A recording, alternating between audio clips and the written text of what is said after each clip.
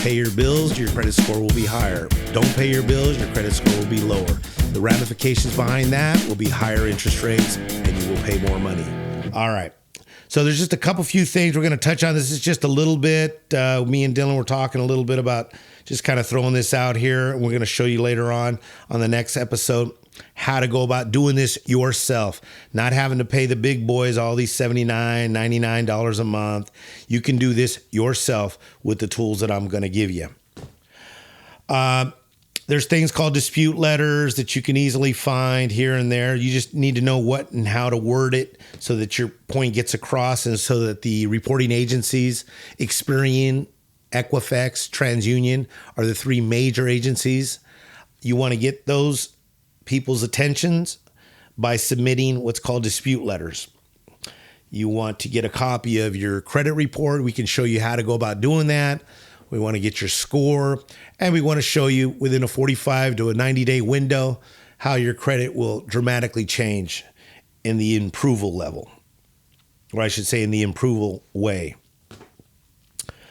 Those are just items I just want to touch on. I'm not going to get into detail, but there's going to be an email if you have any questions in regards to how to go about doing this.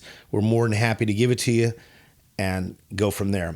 There's just a couple things here that I just wanted to address. I wanted to let you know how the banks work, how they operate. They're obviously not here for your best interest. They're in there for their best interests.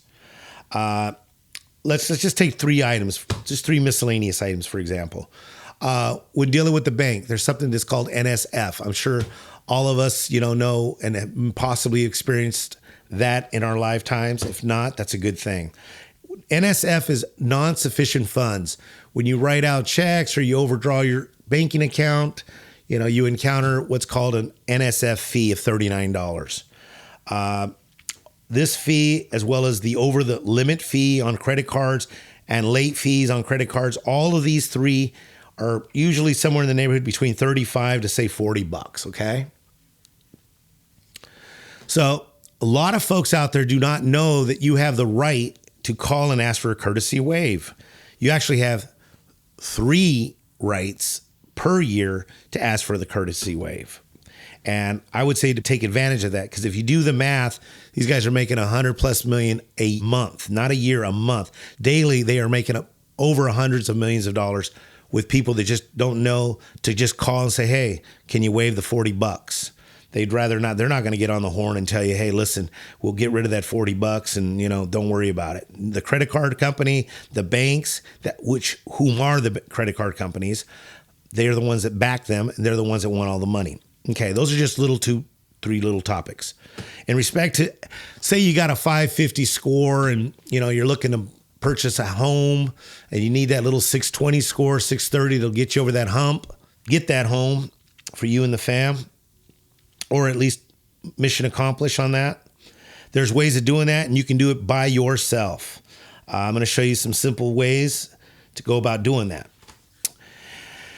One thing I just want to suggest that you always check the history of your transactions with your credit cards, you guys. Just because the simple fact is that, we've got, say I've got a Capital One card in my wallet right now, and I go pump gas $40 yesterday and $20 on some other miscellaneous item the day before. We don't know, with all the crypto going on, with all this and that and the cyber and this, that, and the other, we don't know if somebody can, copy and paste our number and then turn around and make little tiny purchases that doesn't really draw your attention. So you should always check that periodically. That's something I've always preached about that. Check your transactions. Always check them. Even your debit card is a good idea.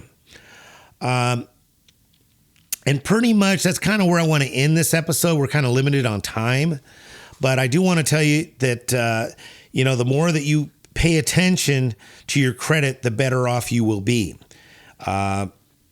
That's kind of it for right now. I know this one's a short little session we got here, a little episode, but I think down below you'll find a contact email with any questions you might have, how to obtain your credit, how to obtain your score, for free with soft inquiries. A soft inquiry is where it doesn't really negatively affect your credit. A hard inquiry is where if you were to put 4 or 5 inquiries on your credit just means checking. Somebody goes to run your credit. That's an inquiry.